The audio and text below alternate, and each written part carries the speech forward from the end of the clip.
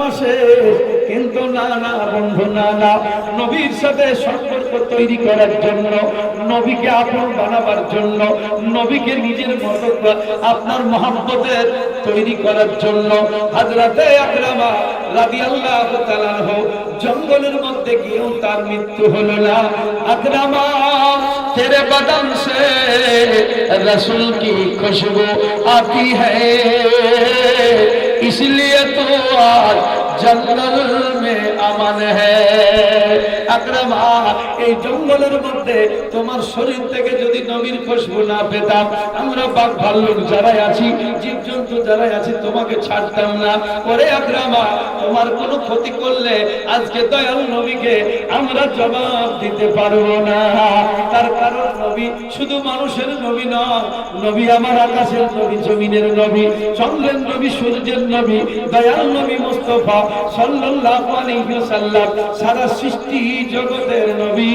আল্লাহ পাক ঘোষণা দিলেন, মা আরসালনাকা ইল্লা রাহমাতাল লিল আলামিন। নবী ছাড়া আল্লাহ পাবি না রে এ দিওয়ানা, নবী ছাড়া আল্লাহ পাবি না। দয়াল রাসূল ছাড়া খোদা মিলবে না গো দিওয়ানা, নবী ছাড়া আল্লাহ পাবি না। আমার আল্লাহ বলেন কোরআন পাকে, যেজন পেতে চাও আমাকে, আগে গিয়ে ধরো নবীর দামান খানা রে এ দিওয়ানা, নবী ছাড়া আল্লাহ পাবে না। হযরত জিবরিল বলেন নবীর দরে, আরে দেখলাম কত পয়গম্বরে, আপনার মতো একটাও দেখলাম না রে এ দিওয়ানা, নবী ছাড়া আল্লাহ পাবে না। দয়াল রাসূল ছাড়া খোদা মিলবে না গো দিওয়ানা, নবী ছাড়া আল্লাহ পাবে না। তো বাবারা, দুঃখ লাগছে ওই জায়গায় যে নবীর কথায় মানুষ কাবাকে সম্মান দেয়, নবীর কথায় হাজারে আসওয়াদকে সম্মান দেয়, নবীর কথায় ইব্রাহিম মুসাল্লা সম্মান পায়, কিন্তু সেই নবীকে মানুষ বুঝে না। কাবার মর্যাদা যদি হয়, কাবাতে গেলে 1 লক্ষ নেকি পাওয়া যায়, তাহলে কাবা নবী মুস্তাফা, যাকে তৈরি না করলে আল্লাহ পাক বলেন আমি কোনো কিছু তৈরি করতাম না, সেই নবী, সেই নবীর বিরুদ্ধে আজ মুনাফিক কিছু আলেম ওলামা দেখবেন ইউটিউব চ্যানেলে বক্তব্য আপনারা শুনতে পাচ্ছেন, বলে নবী আবার কি, নবী তো আমাদের সাধারণ লোক। কত ছোট্ট কথা বলেন তো, একটা মাস্টারকে মাস্টার সাহেব না বললে যদি অপমান করা হয়,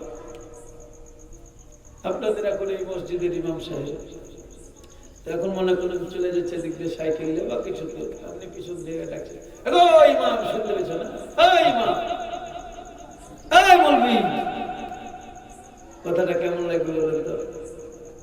ভালো লাগবে? যখন আপনি বলবেন ও ইমাম সাহেব একটু দাঁড়িয়ে যান, তখন তার সম্মান দেওয়া হবে, ইজ্জত দেওয়া হবে। আর যদি শুধু ইমাম ইমাম বলে চিৎকার করেন, অসম্মান হবে।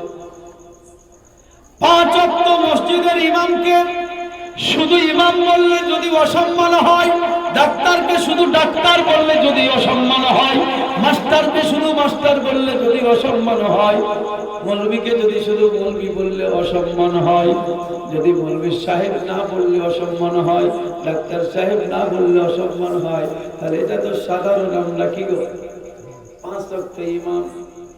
আর উনি হচ্ছেন ইমামদের ইমাম, শুধু এই ইমামের ইমাম নন, উনি হচ্ছেন নবীদের ইমাম। ওনাকে বলা হয়েছে সাইয়্যিদুল মুরসালিন, ইমামুল মুরসালিন। ইমামুল আম্বিয়া, যিনি হচ্ছেন নবীদের আম্বিয়াদের ইমাম, সেই ইমামকে কোন নজরে দেখতে হবে, কোন ভাষায় কথা বলতে হবে। এ ভাষা যদি আপনার ঠিক না থাকে, আমি বলবো যতই দরুদ কালাম যাই পড় বন্ধুরে, নবীকে ছোট নজরে দেখার কারণে তোমার ঠিকানা জাহান্নামে হবে। আল্লাহ বলেছেন, আল্লাহ কোরআনে কোন জায়গায় বলেননি কাবা বাইতুল্লাহ গেলে আমাকে রাজি করা হবে, কোন জায়গায় কোরআনে লেখা নেই। কোরআন মাজিদে কোন জায়গায় লেখা নাই কাবাতে গেলে 1 লক্ষ নেকি হবে। কোরআনের কোন আয়াতে লেখা নাই কাবাতে গেলে আল্লাহকে দেখা হবে। বরং কোরআন বলতেছে, তোমরা যদি আমাকে দেখতে চাও, আমাকে পেতে চাও, আল্লাহ বলছেন আমার নবী মুহাম্মদুর রাসূলুল্লাহকে তোমরা দেখো। রাসূলুল্লাহ নিজে খোদে বলছেন, তোমরা যারা আল্লাহকে দেখতে চাও, তোমরা আমাকে ঈমানের চোখে দেখে নাও, আল্লাহকে দেখা হয়ে যাবে। মুহাম্মদ খোদা নেহি মগর মুহাম্মদ খোদা সে জুদা নেহি। ব্যাপারটা ওই রকম হলো, সম্পদের প্রাধান্য দেওয়া হলো, মানুষের গুরুত্ব দেওয়া হলো না। ঠিক পাথরের গুরুত্ব দেওয়া হচ্ছে, মুহাম্মদ রাসূলুল্লাহ নূর, সেই নূর নবীর গুরুত্ব দেওয়া হচ্ছে না। নবীর কথায় আপনি হাজারে আসওয়াদ চলছেন, নবীর কথায় আপনি তওয়াফ করছেন, নবীর কথায় কাবার দিকে মুখ করে আপনি নামাজ পড়ছেন, নবীর কথায় ইব্রাহিম মুসল্লাকে আপনি মানছেন, নবীর কথায় আপনি কুরবানি করছেন। তাহলে নবী হুকুম করেছেন এগুলো, আর আল্লাহ হুকুম দিয়েছেন কি? তোমরা যদি তওবা কবুল করাতে চাও, তাহলে আমার রাসূলুল্লাহর দরবারে তোমরা যাও।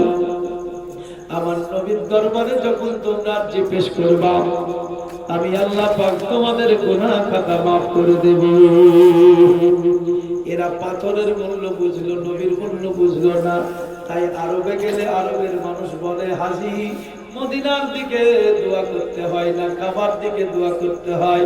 মোল্লা রে, নবী বললেন কাবার দিকে দোয়া কর, আর আল্লাহ বলছেন নবীর দিকে মুখ কর, নবীর কাছে যা। তোর তওবা যদি কবুল করতে হয়, তুই যদি গুনাহগার হোস, খাতাকার হোস, বদকার হোস, কাবাতে গেলে দোয়া করলে, নবী বলছেন কাবার সম্মুখে দরওয়াজার কাছে দোয়া করলে দোয়া কবুল হয়। দোয়া তোমার মনের উদ্দেশ্য কবুল হয়। তুমি পবিত্র যদি হতে চাও, রাসূলুল্লাহর দরবারে যাও, নবীর দরবারে গেলে আল্লাহ খুশি হয়, আল্লাহ রাজি হয়। আল্লাহকে দেখতে হলে, আল্লাহকে পেতে হলে, নবীকে পেতে হবে। আল্লাহ খোদ কোরআন মাজিদের মধ্যে বলেছেন, কুল ইন কুনতুম তুহিব্বুনাল্লাহ ফাত্তাবিউনি ইউহিব্বুকুমুল্লাহ ওয়া ইয়াগফির লাকুম যুনুবাকুম। আল্লাহ বলেন তোমার গুনাহ খাতা maaf করব। হে নবী আপনি বলুন, কুল, হে নবী আপনি বলুন, ইন কুনতুম, যদি আমার কোন বান্দা আমার নৈকট্য হাসিল করতে চায়, ফাত্তাবিউনি, তারা যেন আপনার ইত্তেবা করে। ইত্তেবা করলেই মহব্বত জন্ম নেবে। আর রাসূল বলছেন যে আমার সাথে মহব্বত করবে, তাকে আমি হাসরের ময়দানে, কিয়ামতের মাঠে, হাসরের ময়দানে আমি সুপারিশ করে জাহান্নাম থেকে মুক্তি দিব। আমি রাসূল আমার সঙ্গে জান্নাতে থাকবে। জোরে বলুন সুবহানাল্লাহ। আল্লাহ পাক বলছেন, নবী গো, তোমার যারা ইত্তেবা করবে তাদের ফায়দা কি হবে? ওয়া ইয়াগফির লাকুম, আমি তাদেরকে ক্ষমা করব, যুনুবাকুম, তাদের যত গুনাহ। আল্লাহু, আল্লাহ পাক বলছেন, নবী তুমি জানিয়ে দাও, শুধু গুনাহ maaf করব তা নয়, আমি আল্লাহ পাক তাদের উপরে দয়াবান, মেহেরবান, সুনজর, রহমতের নজর রাখব। তাহলে আল্লাহ পাক নবীর গুরুত্ব বুঝিয়েছেন, নবীজি কাবার গুরুত্ব বুঝিয়েছেন, হাজারে আসওয়াদের গুরুত্ব বুঝিয়েছেন, মা বাপের গুরুত্ব বুঝিয়েছেন, আত্মীয় স্বজনের গুরুত্ব বুঝিয়েছেন। বাবা, এইভাবে দয়াল নবী বুঝে, তাহলে আমাদেরকে নবীর সম্পর্কে আজে বাজে কোনো কথা মন্তব্য করা যাবে না, ফালতু কথা, নবীর সামনে এমন কোনো কথা বলা যাবে না যে কথাতে আল্লাহ পাক নারাজ হয়ে যাবে। তো আছে বাবা, কিছু মানুষ আছে অনেক রকম অনেক কথা বলে থাকে। আল্লাহ পাক সেই সমস্ত আজে বাজে কথা থেকে আমাদেরকে হেফাজত করুন, বলুন আল্লাহুম্মা আমিন। যাই হোক, অনেক কথা হলো বাবা, এতে সন্তুষ্ট হন। আল্লাহ পাক আমাদের সকলকে নসিহত শুনে আমল করার তৌফিক দান করুন, বলুন আল্লাহুম্মা আমিন। মা বোন, আব্বাজান, বাবজি ভাই সকলের কাছে অনুরোধ, আজকে এই চাচি হিসাব মতো দুনিয়া থেকে বিদায় হয়ে গিয়েছে। এই জায়গা থেকে আমাদেরকে শিক্ষা নিতে হবে। এই জায়গা থেকে ওয়াজটাই বদল হলো। আর কেউ অভিযোগ করে না, আমি যতদূর যা বলার আমি ঠিক করেছি, আমার অবস্থা দেখে আমাকে কাজ করতে হবে। গোটা গজলটাই বদলই হলো। তো আমাদেরকে এই নসিহত মেনে এই দেখে আমাদেরকে সজাগ হতে হবে, ঘুমিয়ে থাকলে হবে। এই মরার দুদিন আগে যত সম্ভব, দুদিন যত মরল, শুক্রবারে যত সম্ভব, নাকি কেউ শুক্রবার নয়, শুক্রবারে, তাহলে বৃহস্পতিবার কি বুধবার, এদিক দিয়ে আমি যাচ্ছিলাম, ওখানে দাঁড়িয়ে কথা হলো, মৌলভী সাহেব গো আমি হয়তো মরিয়া যাবো, দেখছি আমি হয়তো মরিয়া যাবো, একটু আমার জন্য দোয়া করে বলো বাবা। এখানে দাঁড়িয়ে অনেক কথা, শেষে এরকম কথা যে কখন আমি মরে যাবো, আমার ঠিক নাই বাবা, 2 দিন আগে। তাহলে এই মানুষ যেভাবে চলে যাবে আপনারও জানা নাই, আমারও জানা নাই। মওত সবসময় আমাদেরকে টানছে। সেই মওতকে ভয় করা মানে যে আমি কখন কোন অবস্থায় চলে যাব তার ঠিক নাই। অতএব আমি কোনো অন্যায় কাজ যেন না করি, অন্যায় কাজ যেন আমরা না করি, সেই দিকে লক্ষ্য রাখতে হবে। কবরকে ভয় করা মানে কি? যে কবরের ভয় আমি পালিয়ে যাব কোথাও, মওতের ভয় আমি কোথাও চলে যাব, যেখানেই যাবা আইনামা তাকুনু ইদরিকুমুল মাউত। মওত বলছে, আল্লাহ বলছে তুমি মওতের ভয় কোথায় পালাবে, যেখানে যাবা সেখানেই, যেখানে থাকবা সেটাই তোমার কবর। তাহলে এই কবর থেকে ভয় করে পালিয়ে লাভ নাই, বরং যে আমি কবরে যাব, মওত আমার হবে, আমি অন্যায় কাজ করব না। এই অন্যায় থেকে বিরত থেকে নিজেকে পবিত্র তৈরি করুন। নামাজ জেনে শুনে ইচ্ছাকৃত কেউ কাজা করবেন না। অনিচ্ছা ভাবে কাজ ক্ষেত্রে শারীরিক দুর্বলতা, অসুস্থি, বহু কিছু থাকে, শরীর চলছে না, অনেক খাটাখাটনি, সে বিষয়ে ব্যস্ত হচ্ছে আলাদা। কিন্তু সুস্থ শরীরে কেউ নামাজ কাজা করার চেষ্টা করবেন না। আমরা অধিকাংশ মানুষ বসে থেকে নামাজ কাজা করি। অসুস্থতায় হলো আর অন্যান্য কোনো বিষয়ে হলো, সেটা আলাদা দিক। নামাজ খুব গুরুত্বপূর্ণ ইবাদত। হজ আপনার জন্য ফরজ নয়, যাকাত আপনার জন্য ফরজ নয়। হজ যাদের টাকা পয়সা আছে তাদের জন্য, ধনীদের জন্য, যাকাত ও ধনীদের জন্য। তাহলে দুটো আপনি আরাম পেয়ে গেলেন। গরিব মানুষের শুধু নামাজ, অচল মানুষের শুধু নামাজ, তাহলে সেটুকু যদি আপনার ঝোলাতে না থাকে তাহলে থাকবে কি? সেই জায়গাটা একটু কভার করার চেষ্টা করবেন। সকলের কাছে আমার আবেদন।